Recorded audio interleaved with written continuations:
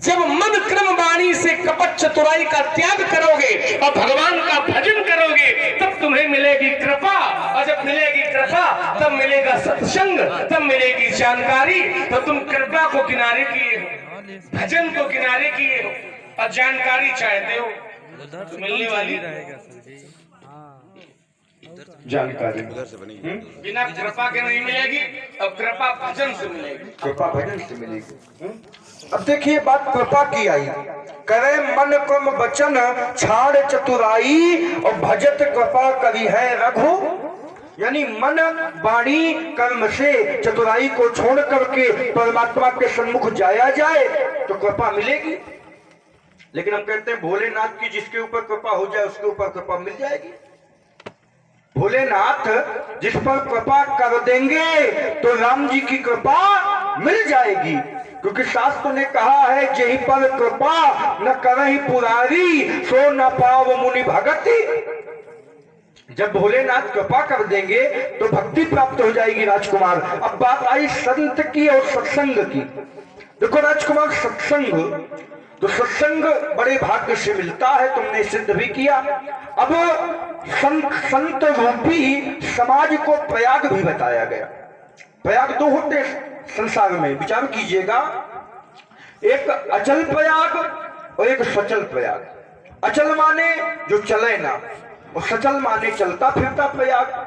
तो संत रूपी समाज को भी प्रयाग कहा गया है। मुद मंगलमय संत समाजू जो जग जंगम तीरथ। लेकिन प्रयाग में गंगा जी है, यमुना जी है, गुप्त रूप से सरस्वती जी है। तो यहाँ गंगा जी कहाँ, यहाँ यमुना जी कहाँ, यहाँ सरस्वती जी कहाँ? तो बंधुओं है, लेकिन विचार करने की बात है कि राम भगति जहाँ सुरसरी धारा और सरसई ब्रह्म विचार, राम भजन रूपी भक्ति इस प्रयाग, इस संत रूपी प्रयाग में है। राम भगत यहाँ सुरसरी और सरसई ब्रह्म विचार प्रचारा, ब्रह्म निरूपण ही इस प्रयाग में माता यमुना के समान है। वहां तो अक्षय बट है, वहां जाएंगे अक्षय बट है। तो यहाँ देख, यहाँ अक्षय बट है कोई है? कहाँ? संत रूपी प्रयाग में तो कहा बट विश्वास अचल निज धर्म।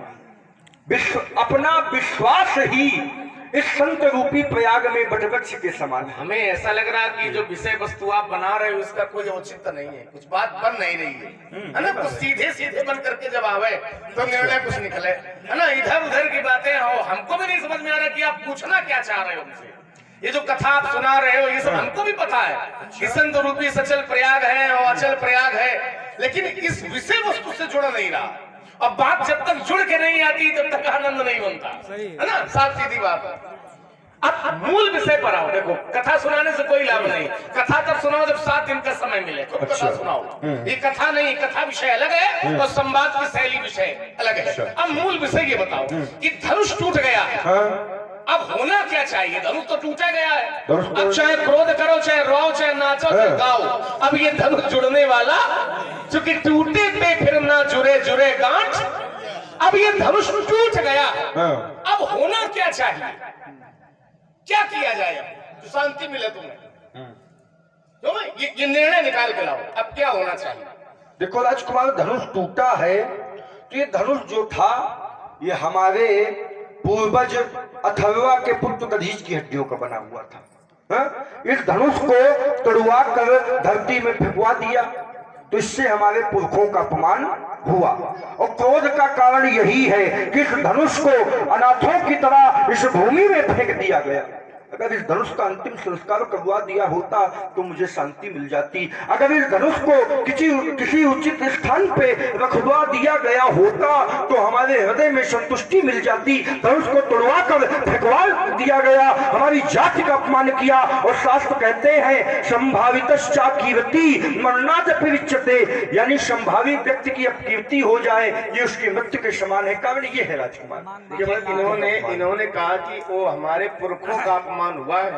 धनुष ये हड्डियों से बना था और दधीच का नाम इन्होंने बताया। ये हमारे बड़े भैया मोती भैया जी जो चौड़ागरा से पधारे हुए हैं, उनके द्वारा 51 पुष्प मुद्राएं भार्गव परशुराम जी के चरणों में और लक्ष्मण जी के चरणों में प्रदान है। कोट कोट साधुवाद मोदी भैया को धन्यवाद। इन्होंने कहा कि दधीच की अस्थियों से ये धनुष बना था, अब वो हमारे पुरखे थे, तो पुरखों का अपमान किया गया, यदि अंतिम संस्कार करा दिया जाता तो हमें बात ठीक थी। देखिए महाराज, आप कहते हो अंतिम संस्कार करा दिया जाता, अंतिम संस्कार किसका किया जाता है?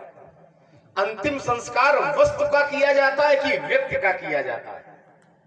अंतिम संस्कार का जो नियम है वो व्यक्ति पर लगता है, लेकिन ये धनुष व्यक्ति तो था नहीं, धनुष वस्तु था, तो वस्तु पर वस्तु का नियम लगेगा और व्यक्ति पर व्यक्ति का नियम लगेगा।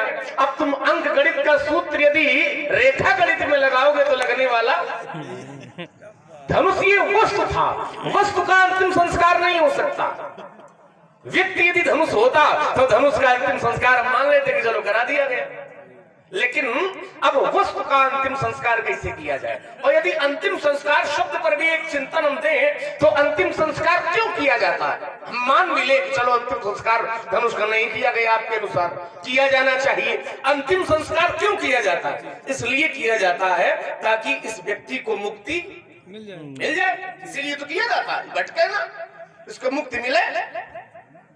और हम तो ये कहते हैं, हमारा पक्ष ये कह सकता है कि धनुष को अब किसी अंतिम संस्कार की आवश्यकता, क्योंकि जिनके हाथों से ये टूटा है मुक्ति हो गया। क्या बात है, क्या बात है, क्या बात है। हमसे तो तुम जहां चाहो वहां से उत्तर ले। मुक्त हो गया। क्या जिसके हाथों से वो टूटा है उसके बाद भी क्या संशय को मुक्त नहीं हुआ होगा? अवश्य अवश्य अवश्य। अरे उसमें तो वो सामर्थ्य है जिसको वो चरण से भी स्पर्श कर देता है, चरण से स्पर्श कर देता है तो वो पत्थर भी नारी के रूप में परिवर्तित हो जाता है, वो श्राप भी दूर हो जाता है। छुअत शिला भई नारी सुहाई, माने जिस पर चरण का स्पर्श कर देता है, और फिर जिसने अपने हाथों से उसको तोड़ा हो, जय हो बहुत तो उसके हाथ में पहुंचने के बाद भी क्या अब इसे मुक्ति की आवश्यकता है? बहुत क्या अंतिम संस्कार की आवश्यकता है? सुंदर। अंतिम संस्कार की कोई आवश्यकता नहीं है। उनके हाथों से टूटा और उनके चरणों में गिरा, तो जिनके चरणों में गिरा है उनके चरणों से तो स्वयं गंगा जी निकली है। जय पद सुर सरिता परम पुनीता प्रकट भई शिव सी सुधरी। तो क्या अब किसी अंतिम संस्कार की आवश्यकता है? राजकुमार लक्ष्मण ने कहा कि इस धनुष को अंतिम संस्कार की आवश्यकता नहीं है, क्योंकि जिसने धनुष तोड़ा उसके चरण लग गए तो धनुष की मुक्ति हो गई। जरूरी थोड़ी है जिसका अंतिम संस्कार हो जाए उसकी मुक्ति ही हो जाए या वो तर ही जाए, कैसा निश्चित है? न जाने कितने लोग आत्महत्या कर लेते हैं, उनका अंतिम संस्कार होता है, जरूरी है वो तर गए, फिर भी वो पेट योनि पर भटकते हैं। तर्क को बदल दिया आपने। हमने ये नहीं कहा था, हमने ये कहा था कि व्यक्ति का जैसे किसी का पुत्र है तो किसी के पिताजी समाप्त हो जाए, जी ठीक है, पिताजी समाप्त हो जाए तो पुत्र को जो उसके बड़े बुजुर्ग होंगे वो सलाह देते हैं कि इनका अंतिम संस्कार बहुत अच्छे से किया जाए, है ना, अंतिम संस्कार में कोई कमी न रहे। तो ये अच्छे से करने का उद्देश्य क्या होता है? अब करना और न करना ये तो तुम्हारे कर्म पर निर्भर करता है। तुमने अच्छे कर्म किए होंगे तो तुम तरोगे, और अच्छे कर्म नहीं किए होंगे तो तुम भोगोगे। लेकिन पुत्र का कर्तव्य क्या है? पुत्र का कर्तव्य ये बनता है कि हमारे पिताजी को मुक्ति मिले। लोग इसीलिए गया बोल जाते हैं, क्यों जाते हैं? अब हो न हो विषय अलग का है, लेकिन कर्म करना ये व्यक्ति का अधिकार है। किया इसलिए जाता है ताकि इनको मुक्ति मिल, क्या बात है। ये उत्तर करना पड़ेगा, ये समझना पड़ेगा। और प्रयास ये करो कि भैया इतनी सर्दी नहीं है, ये आग बंद कर दो, क्योंकि आग तुम ताप रहे हो, धुआं हमें पिलाओगे, है ना। तो ये व्यवस्था रोज इस समय लगी है ना, तो धुआं कैसे फिर आवाज खराब होगी, है ना। आइए राजकुमार लक्ष्मण की वाणी में विचार ये लोग करते बैठे हैं हैं। सब। राजकुमार लक्ष्मण, बात ये है कि तुमने कहा कि धनुष वस्तु है कि व्यक्ति है, तो राजकुमार देखो वस्तु और व्यक्ति में अंतर होता है। ये धनुष जो था ये दधीच ऋषि के हड्डियों से बना हुआ था, एक प्रमाण मिलता है, और एक प्रमाण ये भी मिलता है कि ये बांस का भी बना था। वाल्मीकि में ऐसा प्रमाण है कि इसका निर्माण बांस से हुआ था, है ना। वाल्मीकि में क्या प्रमाण है कि बांस से बना था? मैंने कई शास्त्रों में पढ़ा। तुम प्रमाण हमें वाल्मीकि से ये दे सकते हो कि ये बांस से बना है। नहीं राजकुमार, कई शास्त्रों में ऐसा वर्णन मिला। कई शास्त्रों की बात ना हाँ। करो। तुमने अभी अभी कहा हाँ। कि वाल्मीकि में ऐसा प्रमाण मिलता है कि ये धनुष बांस से बना था। कहा कि नहीं कहा? और जब हम पकड़ लेते हैं तो तुम बदल जाते हो। एक जगह रुक करके लड़ाई लड़ो। तुमने कहा वाल्मीकि में ये प्रमाण है कि बांस से बना है, तो जब तुम्हें ये पता है वाल्मीकि में ये प्रमाण है कि बांस से बना है, तो तुमको फिर ये नहीं कहना चाहिए कि दधीच के क्योंकि शास्त्र कहते हैं नौको मुनि यश मतम न भिन्नम, हर मुनि का, हर संत का मत अलग है। मुंडे मुंडे मत भिन्ना, कुंडे कुंडे सरस्वती, हर संत का मत अलग है। राजकुमार, कहीं ऐसा भी वर्णन मिला? वाल्मीकि का क्या मत है? वाल्मीकि का मत, तो वाल्मीकि शास्त्र अगर देखेंगे तो उसकी जो स्थितियां हैं बहुत विपरीत है राजकुमार। क्या बना? बांस से बना है। नहीं, देखो हमारा जो मत अन्य शास्त्रों में हमने पढ़ा उसमें वर्णन था क्या? कि एक बांस की उत्पत्ति हुई थी, एक संत तपस्या कर रहे थे। वाल्मीकि में तो नहीं है ना, तो तुम वाल्मीकि का इनाम दे रहे हो। अरे चलो चलो का क्या मतलब है? जबरदस्ती चलाओ। अच्छा अच्छा, भाई जिसने कहा हो, मैंने तुमने जैसे कह दिया कि वाल्मीकि जी ने कहा है कि बांस से बना है। अब कोई यदि युद्ध हो जाए तो वो कहेगा वाल्मीकि ने भी लिखा है। अब वाल्मीकि जी खड़े किए जाए, उन्होंने कहा हमने तो नहीं लिखा है। पकड़े कौन जाएगा? चलिए आइए चिंतन करते हैं, चिंतन चर्चा कराओ। करते हैं। हाँ? देखो चिंतन कराओ, लेकिन चिंता बिल्कुल न करो। चिंता तुम जैसे राजकुमार के लिए चिंता का यही तुम कह रहे, चिंता समस्या यही है ना। हाँ? और एक तो पहली बार सामना हुआ है। हाँ? अरे पहली बार हो जाए, और 2 क्या? बार हो। हाँ, तो अब देखिए राजकुमार, मानस से ही चर्चा हो, लाओ बिल्कुल। है ना? थोड़ा जहाँ से आनंद चाहो आए। देखिए वहाँ से चर्चा करो। विद्वता बात अलग है, हाँ। है ना? सब कुछ सब कोई नहीं जानता, सर्वे सर्वम न जानाति। तो चर्चा हो जाए जिससे समाज को आनंद आ जाए। हाँ? अब देखिए करो महाराज चर्चा, अब आनंद। देखिए शास्त्र ने कहा, व्यास जी को लाई,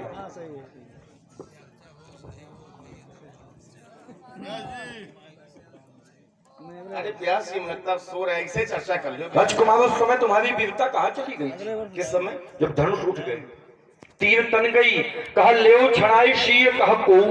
एक व्यक्ति ने कहा सीता को छुड़ा लिया जाए, दूसरे व्यक्ति ने कहा बात नहीं बनेगी, कहा धरी बांधो नफदालक दो, दोनों बालकों को बांध दिया जाए।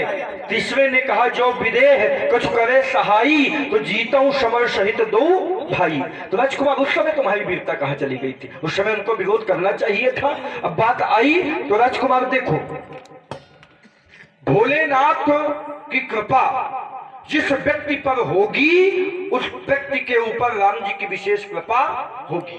क्योंकि राम जी ने यहां तक कहा है कि जय गंगा जल आन चढ़ाई। संभालो, आ गए आ गए आ गए, बिल्कुल आ ही गए।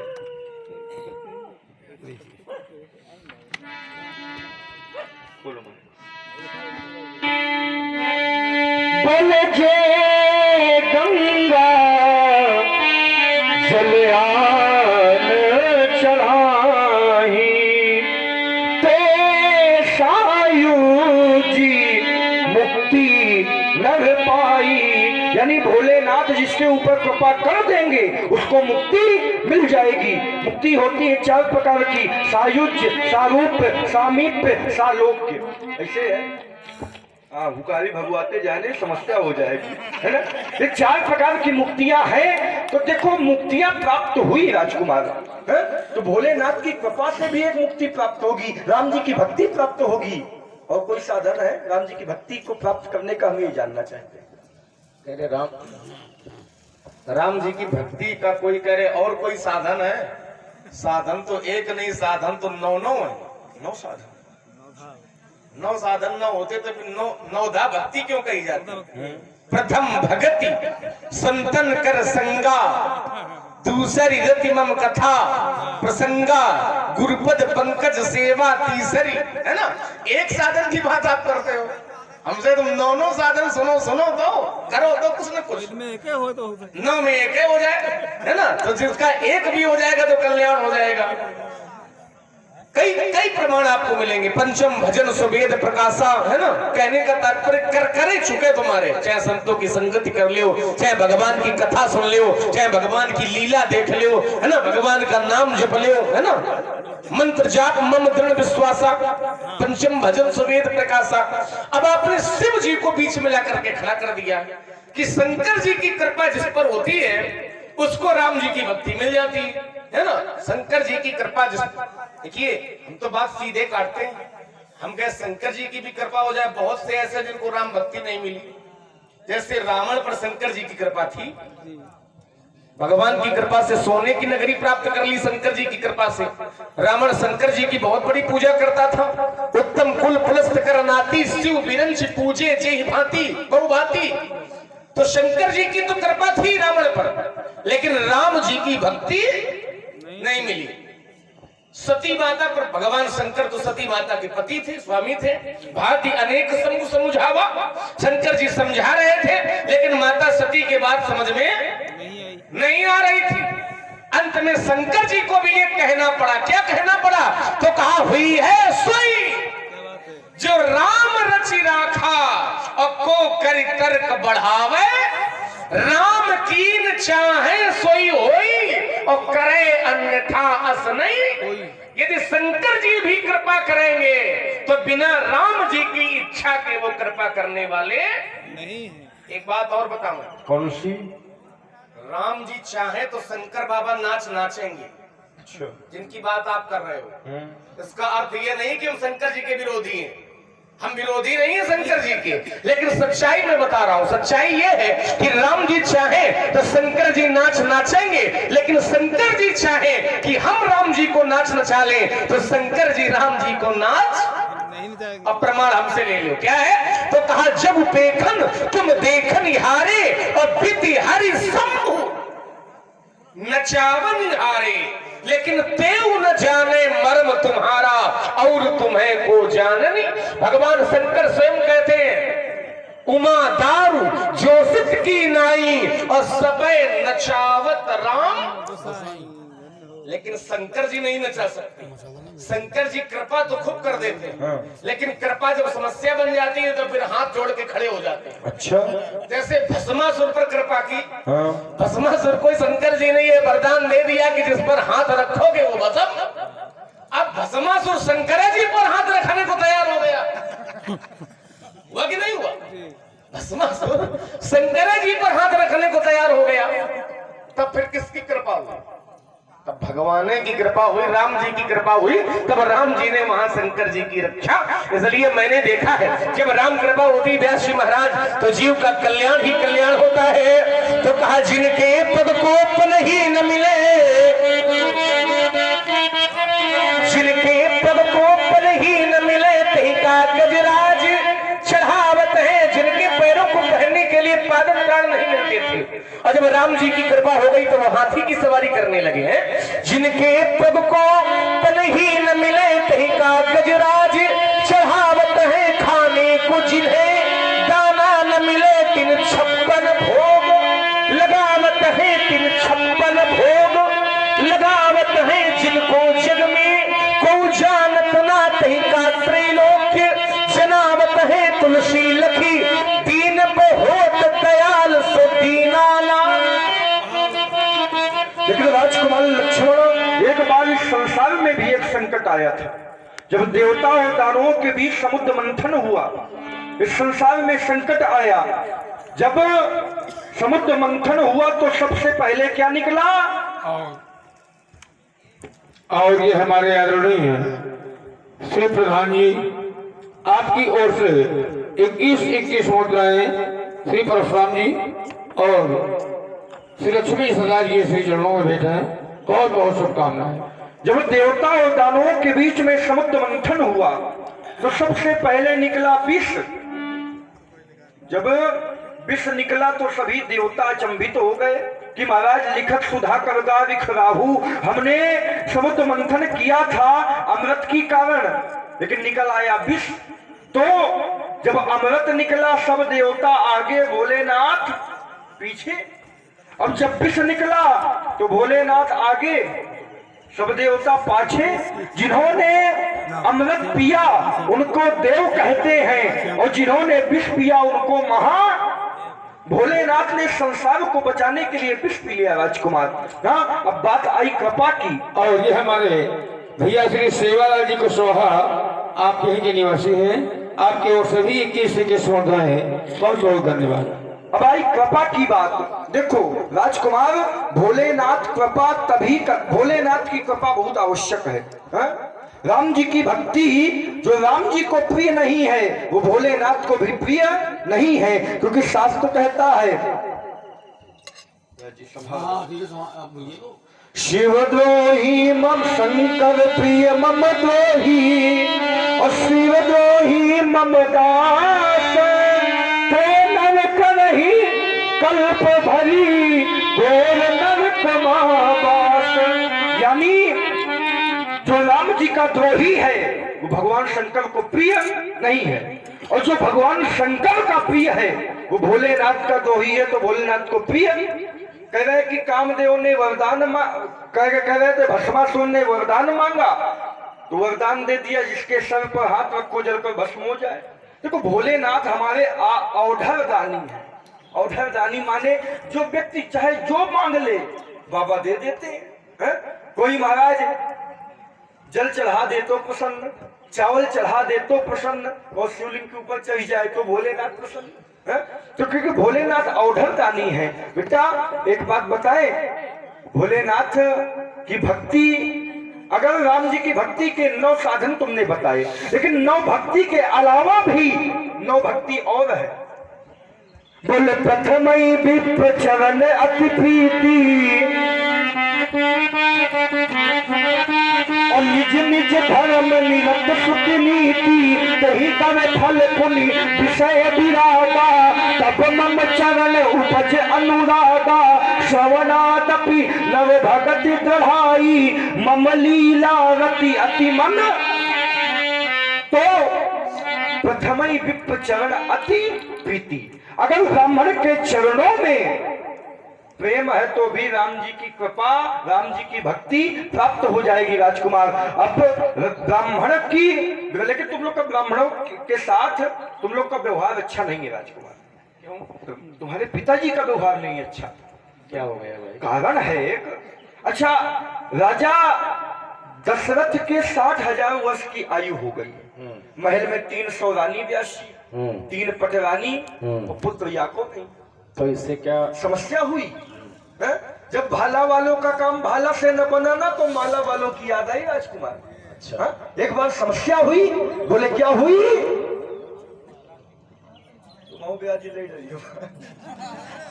बोले एक बार ये भूपति मन माही, तुम भाई गलानी मोरे सुत नाही, तो गुरु भी है गया तुरंत महिपाला,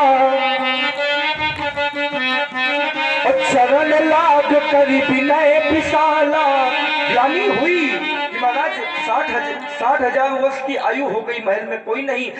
गए जब भाला वालों का काम भाला से न बनाना, राजकुमार माला वालों की याद आई। वशिष्ठ जी माला वाले हैं और राजा दशरथ भाला वाले हैं। जब भाला से काम न बना तो गुरु बाबा के पास गए, कहा महाराज 60,000 वर्ष की आयु हो गई, महल में 300 रानी, 3 पटरानी, पुत्र या कौन है? ये तुमसे किसने कह दिया कि वशिष्ठ जी माला वाले हैं? माला वाले नहीं है। हमें तो ये लगता है वशिष्ठ जी माला वाले भी हैं और वशिष्ठ जी भाला वाले भी हैं। अच्छा, भाला वाले भी है। ये न कहो कि दशरथ भाला वाले हैं और वशिष्ठ माला वाले हैं। अच्छा। क्योंकि वशिष्ठ जी के पास तो वो अस्त्र है जिसके आगे कोई भी भाला टिक नहीं सकता, और प्रमाण भी ग्रंथ में है। जिस समय राजा विश्वरथ के साथ युद्ध हुआ वशिष्ठ जी का, तो वशिष्ठ जी के ऊपर जितने प्रहार किए राजा विश्वरथ ने, जितने भी अस्त्र शस्त्र फेंके, वो एक ही अस्त्र से काट दिए गए। किस अस्त्र से? तो कहा एकेन ब्रह्मदंडेन सर्व शस्त्राणि हतानि में। तब उनको कहना पड़ा था दिग्बलम क्षत्रिय बलम ब्रह्म तेजो बलम बलम। मन जितने प्रहार किए विश्वरथ राजा ने वशिष्ठ के ऊपर, वो सब एक ब्रह्मदंड से। और दंड क्या होता है? दंड माने अस्त्र शस्त्र में आएगा, हथियार में आवेगा, दंड है दंड हथियार में आवेगा। तो वशिष्ठ जी के पास तो वो भाला है हाँ। जिसके सामने कोई भी भाला टिकने वाला। मैं पता है बहुत बुद्धिमान राजकुमार हो, तुरंत बात बनाते हो, हैं? किसी बात का पैसे लेते हैं, बात एकेन ब्रह्म दंडेन, हैं?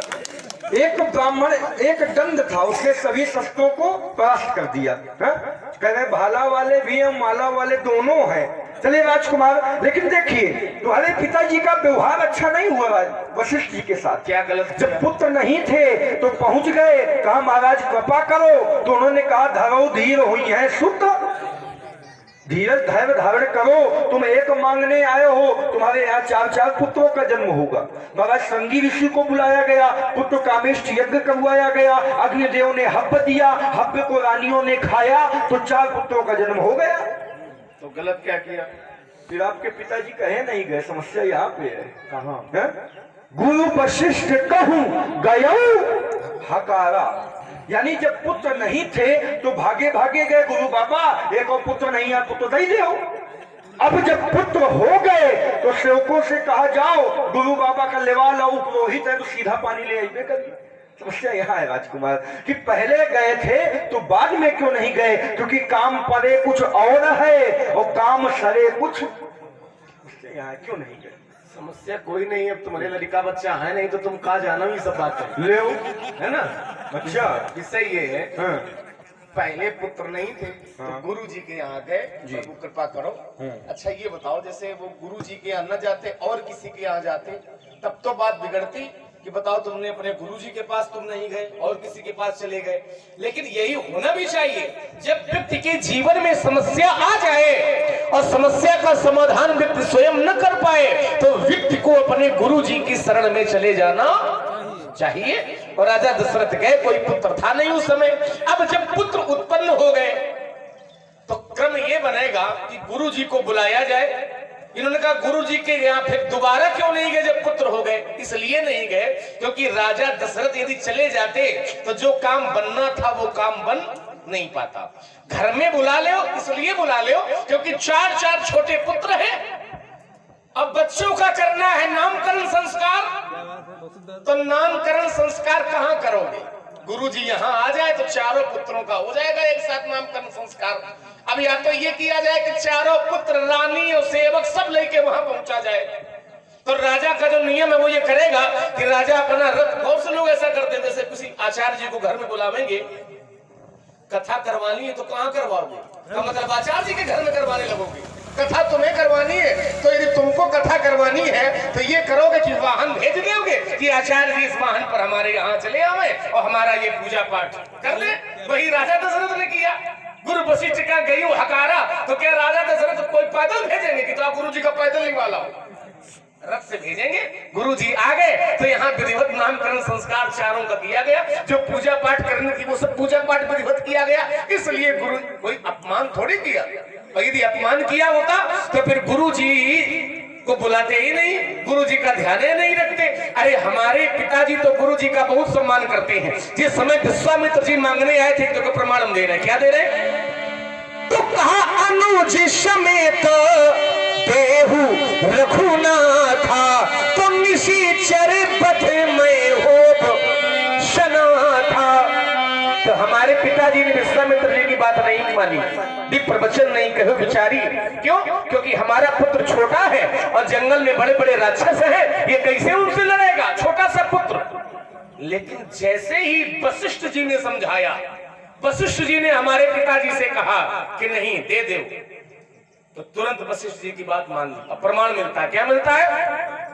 तो कहा तबे वशिष्ठ बहुविधि समझावा, तुम नृपे संदेह नाश कहूं पावा।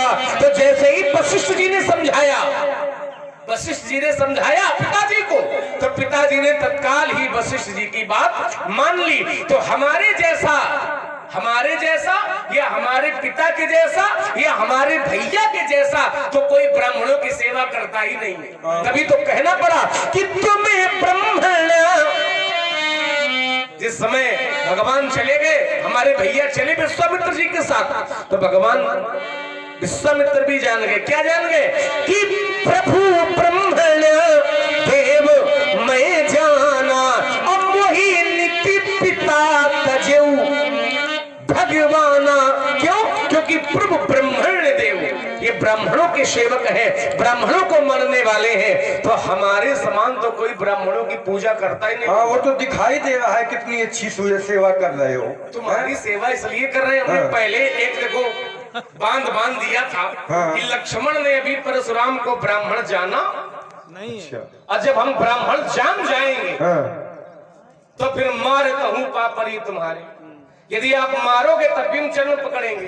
लेकिन अभी जब ब्राह्मण जाना नहीं है और लड़ाई जानने की है, बार बार वही बात कहने से क्या? अभी क्या जानने हो?